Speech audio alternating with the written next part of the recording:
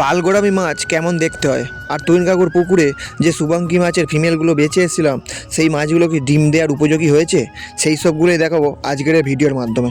তো বন্ধুরা, আশা করি সকলে খুব ভালো আছেন। সকালবেলা ঘুম থেকে ওঠার পরে লুসিদি বলল একটা নারকেল ছড়ে দে, তার কারণ ওদের পিঠে করাবে। বন্ধুরা, যেহেতু শীতকাল তাই এই সময় পিঠের সিজন, তাই সকালবেলা আমি নারকেলটা ওদের ভালো করে ছড়ে দিলাম।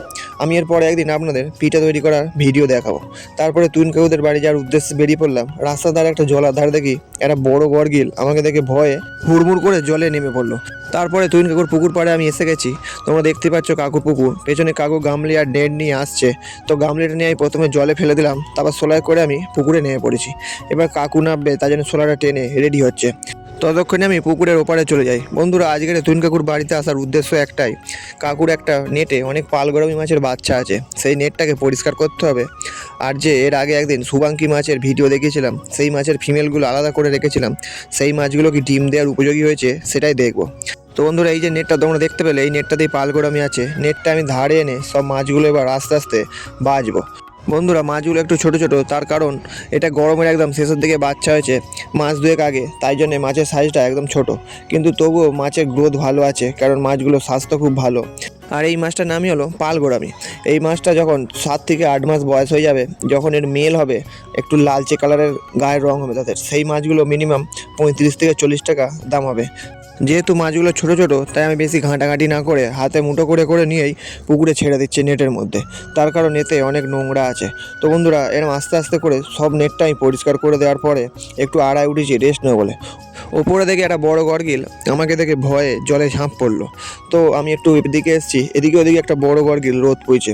এইটা কিন্তু আগের থেকে আরও বড় একটা সাইজের গরগিল, এও আমাকে দেখে ভয়ে ওদিকে জলায় চলে গেল। তারপরে আবার পুকুরে নেমেছি। অতীনদা কিছু বড় বড় গোলপিস আর ক্যালিগো মাছ নিয়ে এসছে, বলছে এই মাছগুলো নাকি ডিম আছে, তুই একবার চৌবাচ্চা চাপিয়ে দেখ যদি ডিম দেয়। তো মাছটা খুলে প্রথমে গামলির মধ্যে রাখলো। আমি কাছে গিয়ে দেখি যে মাছগুলোর সাইজ একটু বড় আছে, তবে ডিম দেওয়ার জন্য এখনও উপযোগী হয়নি। কিন্তু অতীনদা বললো তুলে এনেছি যেখানে, একবার চৌবাচ্চায় চাপিয়ে দেখ যদি ডিম দিয়ে দেয়। তো মাছগুলো আমি চেপে চেপে দেখলাম যে ঠিকই আছে, বলে মাছগুলো আমি বললাম তুমি চৌবাচ্চা রেখে আসো। তারপরে চলে এসেছি বন্ধুরা অন্য একটা নেট পরিষ্কার করতে। এই নেটটাতেই আছে সেই শুভাঙ্কি মাছগুলো, যেগুলো আমি একটা আগের ভিডিওতে দেখিয়েছিলাম যে শুভাঙ্কি মাছের মেল আর ফিমেল। তো ফিমেল মাছগুলো দেখো এখানে বন্ধুরা একটু বড় হয়েছে, কিছু কিছু মাছের অল্প অল্প পেটে ডিম এসছে, কিন্তু এখনও এরা ডিম দেওয়ার উপযোগী হয়নি। মিনিমাম আরও 15 থেকে 20 দিন পর এরা ডিম দেবে। তো মাছগুলোর ভালো গ্রোথ হয়েছে। আর এই যে শুভাঙ্কি মাছগুলো তোমরা দেখতে পাচ্ছ, এগুলো হলো ভেল শুভাঙ্কি, এর পাগনা লেজ সব কিন্তু বড় বড়। তো বন্ধুরা, ওই নেটটা পরিষ্কার করে আমি ওপরে উঠে পড়েছি। কাকু এখনও পুকুরে কাজ করছে।